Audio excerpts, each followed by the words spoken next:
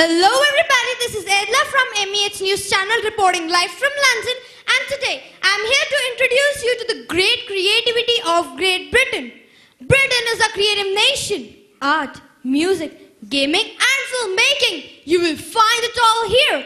But why is it that it has more creative people per head of population than anywhere else in the world? Let's find out. This is the London Film Museum. Here you will find the original props and the costumes from some of the world's greatest films. This museum has it all. Iconic monsters, fantasy and so much more. Jonathan Sands founded and created this museum, and over half of the collection was from his own private archive. So now let's have a small conversation with him. Mr. Jonathan, I'm a huge fan of movies, so I'm very excited to be here. What's the idea behind the London Film Museum? Well, the London Film Museum primarily promotes the British industry through a number of mediums, including original artifacts, costumes and sets. And how did it come about?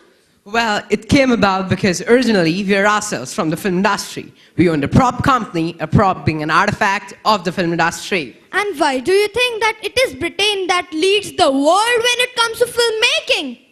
Well, I think primarily for two reasons. One, we have amazing facilities like the Pinewoods, the Sheppertons, and soon the Levisdons. Also, we have the best and the most creative talent. Thank you. From the creativity on the small screen to the creativity on the big stage, the UK has a thriving theatrical tradition. London's West End is the world's largest theatrical district. And it's not only happening in London. Great Britain hosts one of the world's largest cultural events. This is the Edinburgh Festival. The festival takes place every year in August and attracts acts and number of people from around the world. Thank you. Wow, I must say that was quite an energetic interview. So ladies and gentlemen, now we would like to invite on stage Parth. We also call him Joshua. So can we have a big hand please for Parth?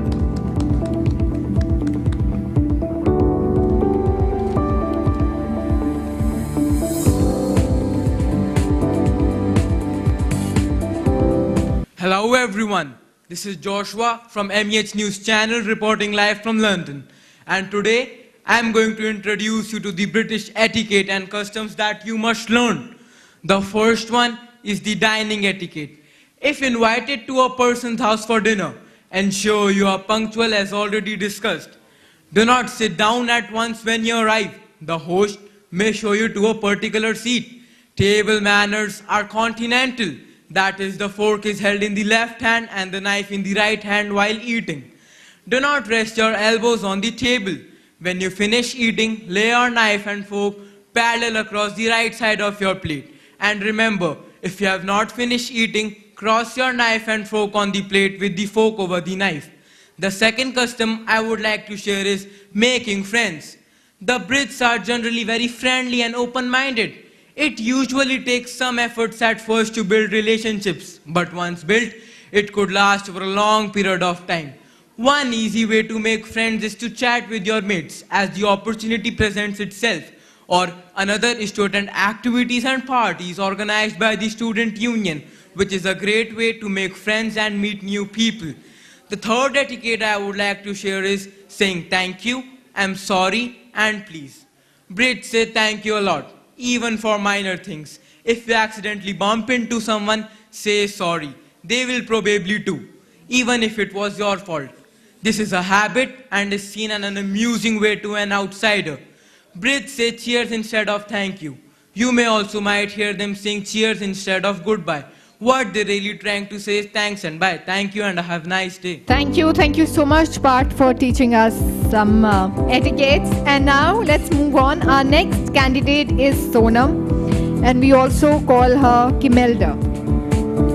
Can we have a big hand please? All of us. Hello everybody, this is Kim from My English Home, and today I am going to introduce you Queen Elizabeth II, who is the largest landowner on earth. Queen Elizabeth II, who is the head of the state of United Kingdom and of 31 other states and territories, is the legal owner of about 6,600 million acres of land.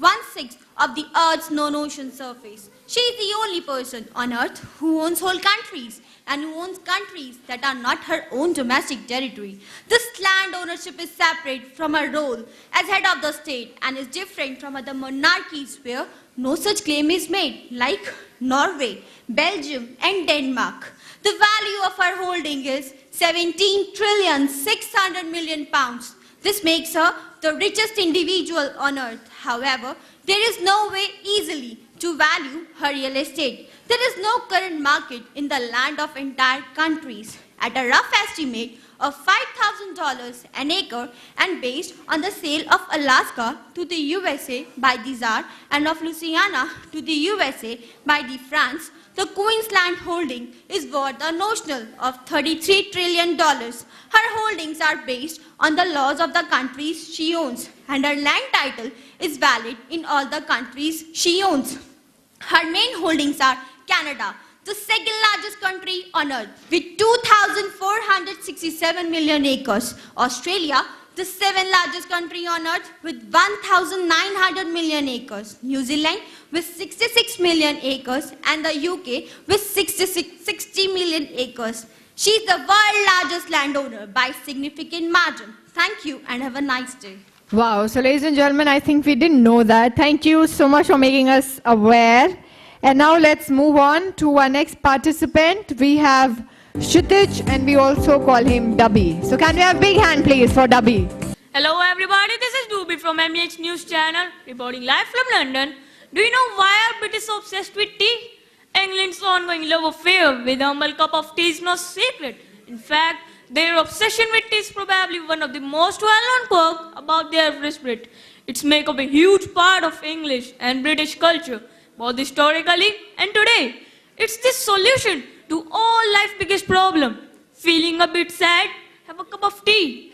Need to relax in front of television? A cup of tea would definitely help. Whatever the situation, they find any excuse to go and put the kettle on. It doesn't matter what time of year it is. They drink as much as tea in summer, even it is boiling hot, as they do in winter. A cup of tea is almost a symbol of British culture.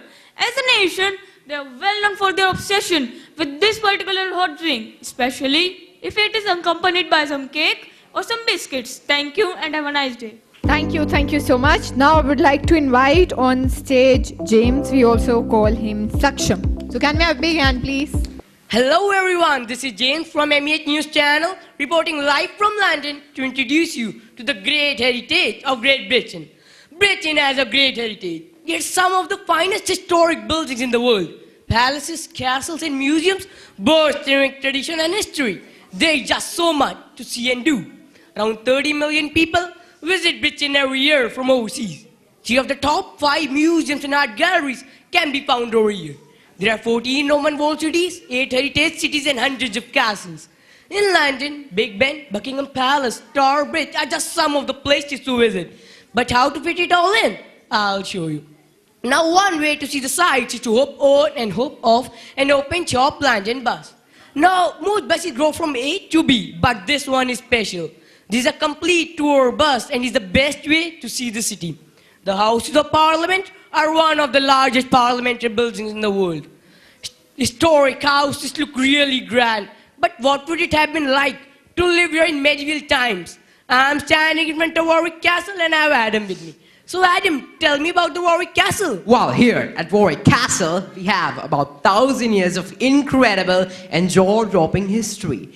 The oldest parts of the castle date back about 1,000 years, but what you see here dates back about 600 years. That's astounding, but what would it have been like to live here hundreds of years ago? Well, I'll tell you, it would have been quite a smelly and dark place to live in.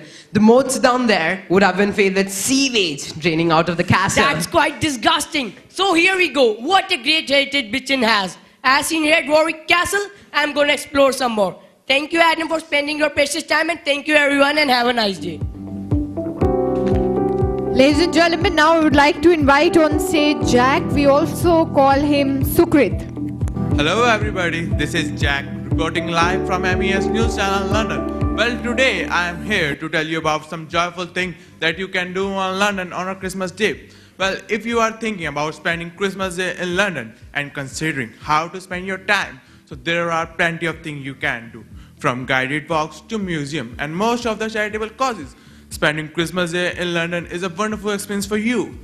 If you like your food, as I might do, then you might need a walk to work off that festival feast. For those, you must be looking for a maps and inspiration. You can find few London walks here. The tour company, London Walks, are offering some of the festival walks on Christmas Day. They will also have a traditional Christmas morning, 1660, walked about Samuel Pepys, London, starting at 11 a.m. There is also a Dickens walk at 2 p.m. Both the walks start at Trafalgar Square, London. There's walk in a Hampstead with a view of London. Thank you and have a nice day. I think now we all feel like going and visiting England. So many good things being discussed about England today.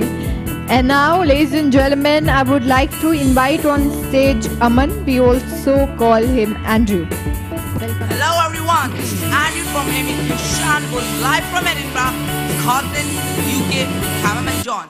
I feel extremely delighted to introduce you to the Hogmanay Festival. Nearly 150,000 people are expected to attend the Hogmanay celebrations in 3 days of event to welcome in the new year. The event begins with the torchlight procession on December 30, which largest of 40,000 people walk through the Scottish capital and continue through the Looney Duke on the New Year's Eve, during which hundreds of people in fancy dress plunge into the freezing of forth. Scottish singer Paolo Nutini will headline the sold-out main concert in Princess Street Gardens, while other revelers can join the street parties with live bands and DJs in the city center. The celebrations will also include the return of the Old Town Kaile, which promises to combine traditional food, music, and drink in the historic quarter of the city, featuring live performances across 2 stages, with music from the best young Scottish artists, as well as traditional Gaelic bands. Don't miss out to spend your first day of the new year on a journey through Edinburgh's Old Town and discover new incredible worlds presenting the very best in art, music, theater, created and curated by artisans and musicians. Thank you and have a nice day. So, ladies and gentlemen, I just read a wonderful quote. I thought I'll share it with you. As it says that challenges, they make your life interesting, and overcoming those challenges make your life meaningful. So I think over here, students have definitely overcome their stage fright, their public speaking fear, and they are definitely on a path, that lead them to a more meaningful and a more deeper life. So now I would like to invite on stage Roderick. We also call him Romit. So can we have a huge round of applause, please? Hello everybody, this is Roderick from M8 News Channel reporting live from London, UK with cameraman John. And my today's theme is 3 British etiquettes and customs you should learn. When in Rome, do as the Romans do. This proverb is so true that I have gathered 3 British etiquettes and customs that I think international people ought to know. The first custom I'd share is visiting. In most of the houses in Britain, the doors have been kept closed. It is customary to visit people at pre time and day. As a generalization, people don't feel comfortable if we just drop in.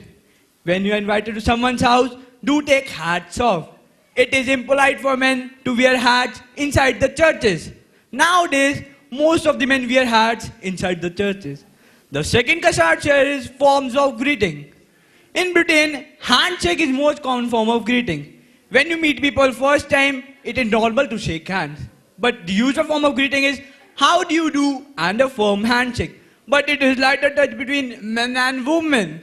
How do you do is a greeting, not a question. But its correct response is to how do you do when you make hand with someone. The second form of greeting is gift giving etiquettes. During birthdays and Christmas celebration, British exchange gifts with their family members and their close friends. The gift is not so very expensive, but it is of recipient's interest. When you're invited to someone's house, you can take a bottle of wine and good chocolates. Note that gifts are open when they are received. Thank you. Thank you so much. Now I would like to invite Shubh. We also call him Cristiano. Can we have a big hand, please, for Cristiano? Hello everybody, this is Cristiano from MEH News Channel, and today I'm reporting live from London to introduce you to the great literature of Great Britain. Poets, playwrights and novelists. Britain is famous for its literary talent, from Chaucer's Tales to J.K. Rowling's Harry Potter. So much of the world's greatest literature has come from Britain.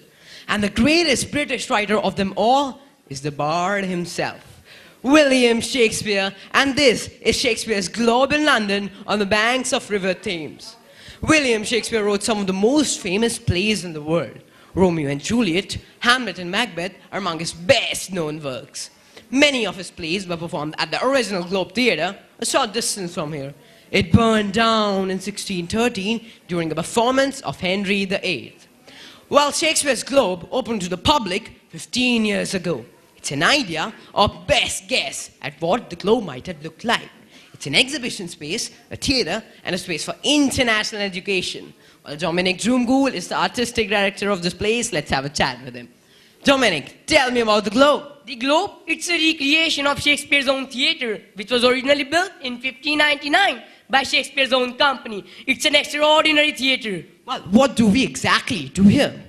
Well, we do around 300 performances every year and around 1,500 people attend each performance. We do a variety of plays over here and an extraordinary audience attends each play. That's astounding. But do you think Shakespeare is still relevant today? Relevant more than ever. He talks to us about our own personal feelings, about joy, about happiness, about jealousy, about a number of things. I can't even think of a contemporary writer who's as relevant as Shakespeare is.